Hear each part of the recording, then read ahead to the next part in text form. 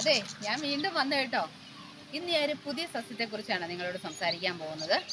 മെഴുകുതിരിപ്പഴം അല്ലെങ്കിൽ കാൻഡലബ്ര ട്രീ എന്നൊക്കെ അറിയപ്പെടുന്ന ഈ പാർമെന്റീറ സെറിഫ്ര എന്ന ശാസ്ത്രീയ നാമത്തിൽ അറിയപ്പെടുന്ന ഈ ചെടിയെക്കുറിച്ചാണ് കേട്ടോ.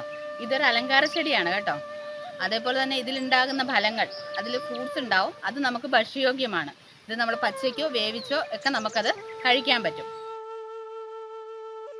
അതുപോലെ തന്നെ നമ്മുടെ ഈ ഫ്രൂട്ടിനകത്തുണ്ടല്ലോ ആൻറ്റി ഓക്സിഡൻറ്റ് ഗുണങ്ങൾ ഒരുപാട് അടങ്ങിയിട്ടുണ്ടെന്നാണ് പറയപ്പെടുന്നത്.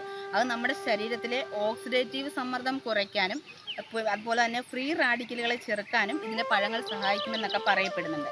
ഈ പഴങ്ങളിൽ ഉയർന്ന അളവിൽ വിറ്റാമിൻ സി അടങ്ങിയിട്ടുണ്ടെന്നാണ് പറയുന്നത്. അതുകൊണ്ട് നമ്മുടെ രോഗപ്രതിരോധ ശേഷി വർദ്ധിപ്പിക്കാൻ വളരെ സഹായകരമാണിത്. ഈ ഫ്രൂട്ടേ നമുക്ക് ഭക്ഷ്യയോഗ്യമാണെന്ന് പറഞ്ഞല്ലോ.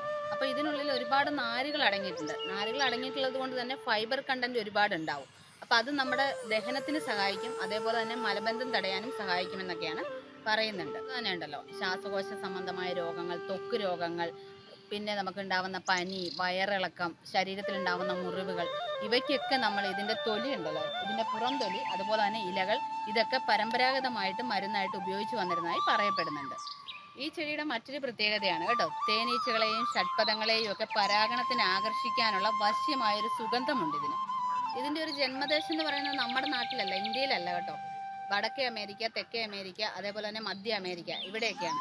അവിടെയൊക്കെ ഒരു കൗതുകകരമായിട്ടാണ് അവർ ഈ ചെടിയെ വെച്ചുപിടിപ്പിക്കുന്നത്. ഒരു അലങ്കാര ചെടിയായിട്ട് അവരുടെ വീടുകളിലൊക്കെ വെച്ചുപിടിപ്പിക്കുന്ന ഒരു വൃക്ഷമാണിത്. അപ്പോൾ ഈ ചെടിക്ക് മെഴുകുതിരിപ്പഴം അല്ലെങ്കിൽ മെഴുകുതിരി ട്രീ എന്നൊക്കെ ഒരു പേര് വരാനുള്ള കാരണം എന്താണെന്ന് അറിയാവോ? ഇതിൻ്റെ പൂവിനും കായ്ക്കും ഒക്കെ ആ ഒരു ടെക്സ്ചറാണ് വരുന്നത്. പൂവിൻ്റെ പുറം ഭാഗത്ത് നമ്മൾ ടച്ച് ചെയ്യുമ്പോൾ, നമ്മൾ മെഴുകിൽ ടച്ച് ചെയ്യുന്ന പോലെ ആ ഒരു ടെക്സ്ചറാണ് നമുക്കതിൽ ഫീൽ ചെയ്യുന്നത്.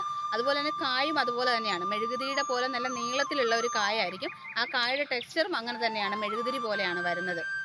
അപ്പം നമ്മുടെ ഇവിടെ എന്ന് പറഞ്ഞു കഴിഞ്ഞാൽ ഇതിൽ പൂവൊക്കെ ഉണ്ടായി തുടങ്ങിയിട്ടുണ്ട് കേട്ടോ. നമ്മൾ കായൊന്നും ഉണ്ടായിട്ടില്ല. ഞങ്ങളും ആ കായൊക്കെ ഉണ്ടായി ഒന്ന് കാണാൻ വേണ്ടിയിട്ടൊക്കെ വെയിറ്റ് ചെയ്തിരിക്കുക കേട്ടോ. അപ്പോൾ ഈ ചെടിയെക്കുറിച്ചുള്ള വീഡിയോ നിങ്ങൾക്ക് ഉപകാരപ്രദമായിട്ടുണ്ടാവുമെന്ന് ഞാൻ വിശ്വസിക്കുന്നു. അടുത്ത വീഡിയോയുമായി വീണ്ടും കാണാം.